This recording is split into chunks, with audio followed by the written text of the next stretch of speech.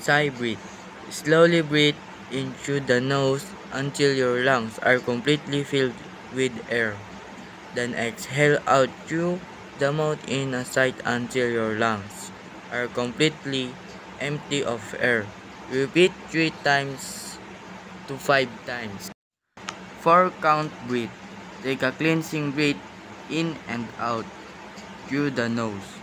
Beginning on the next inhale, you will breathe in slowly for a count of 4.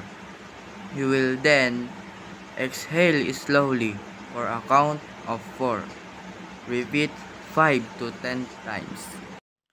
To speedometer, you need to take a cleansing breath and focus on how you feel when you exhale. With your eyes closed, you will visualize a speedometer in a car. You need to visualize the needle of the speedometer pointing to the speed that represents the current state of your true and emotions.